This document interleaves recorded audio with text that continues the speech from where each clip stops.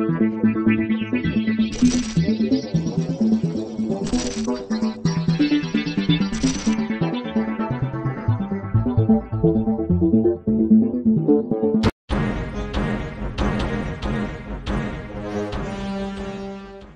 depan Joko Widodo akan meninggalkan kursi Presiden Indonesia. Media ekonomi asal London, Inggris, The Economist menyoroti beberapa hal selama Jokowi memimpin dan masa depan Indonesia setelah dia lengser. Laman tersebut menuliskan artikel dengan judul What Will Indonesia Look Like After Jokowi Leaves?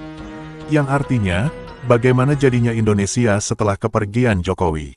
Tulisannya dimulai dengan Indonesia saat Jokowi memimpin dan digambarkan sebagai negarawan global.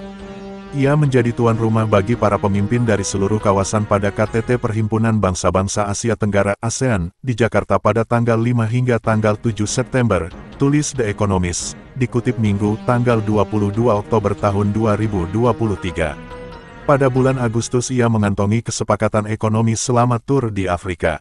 Dia menghadiri KTT para pemimpin G20 di Delhi pada tanggal 9 September setelah menjadi tuan rumah acara tahun lalu, dan juga berencana untuk mengunjungi Arab Saudi dalam waktu dekat, imbuh The Economist. The Economist juga menyoroti kesan Jokowi di dalam negeri. Dengan tutur perilaku dengan gayanya yang lembut dan sederhana, dia disebut banyak disukai. Gaya Jokowi yang lembut dan sederhana menjadikan Jokowi, begitu ia disapa, menjadi salah satu pemimpin yang paling disukai di dunia. Peringkat persetujuannya berkisar sekitar 80%, jelas The Economist lagi. Bahkan The Economist menyamakan pencapaian tersebut hanya bisa didekati oleh Perdana Menteri India, Narendra Modi. Spekulasi siapa pengganti Jokowi nantinya juga jadi pertanyaan.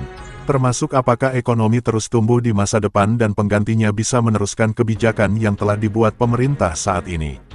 Namun ada 3 ketidakpastian besar yang menghantui warisannya, apakah perekonomian Indonesia akan terus tumbuh, apakah penggantinya akan mempertahankan kebijakannya, dan apakah negara tersebut dapat mempertahankan tindakan penyeimbangan di dunia yang terpecah, terang laman itu.